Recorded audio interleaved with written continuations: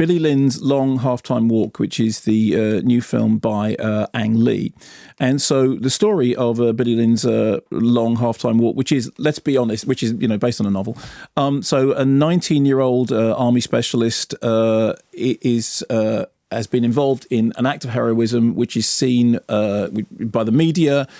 And his platoon then come back to America, where they are celebrated, where suddenly they find themselves the subject of a possible movie deal, the subject of intense media interest, and also the subject of a very strange sort of rock and roll performance in the middle of a football match. This is obviously American culture. This kind of stuff makes a lot more sense. So it is a story, on the one hand, about the way in which the media takes a real life story and turns it into something which is saleable, turns it into something which is prepackaged. And it has some interesting things to say about the mythologization of warfare, the way in which people create, dreams of something which are completely unreal, and some ordinary people being trapped in the middle of this mythologization process.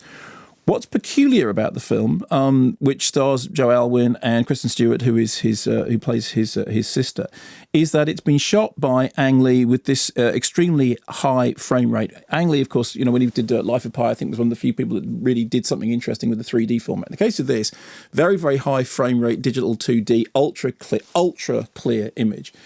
And what Ang Lee has talked about is that what this does is it makes the film very real. It makes it feel very, like it's literally happening right there in front of you. You remember seeing The Hobbit, which... I was going to say, is that the last time we had this kind of... Yeah, but this is a higher frame rate than that. This is, staggeringly high frame rate and staggering digital clarity. I have to say, for me, although when you hear Ang Lee talking about why it is that it works, that it makes it immediate, makes it seem like it's actually happening there in front of you, I found completely the opposite. I found it alienating. I found that the process was profoundly uncinematic.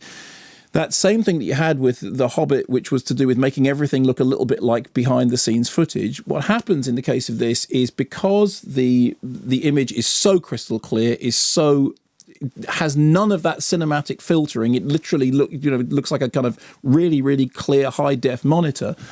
That what it does is it makes the acting seem artificial. It makes the drama seem more forced. It constantly took me out of the story. Now, not everybody may feel the same way about this, but I know that I'm not alone in feeling it. And believe me, I really, really tried to think, okay, this is an interesting use of a format. I understand why he's trying to do it. He's trying to break down the idea that this is something that is distance. This is breaking the fourth wall, if you want. This is Brechtian theatre actually happening right there and yet it isn't. Because the thing is, there is some, and it may be that I am just the wrong generation to appreciate this format, but to me, what happened was that clarity, that crystal clearness did not make it seem more immediate, did not make it seem more like it was really happening. It made everything else about it seem more artificial, seem less engaging, despite the fact that the performances were very good performances, suddenly started to look like not very good performances because it looked like rehearsal footage.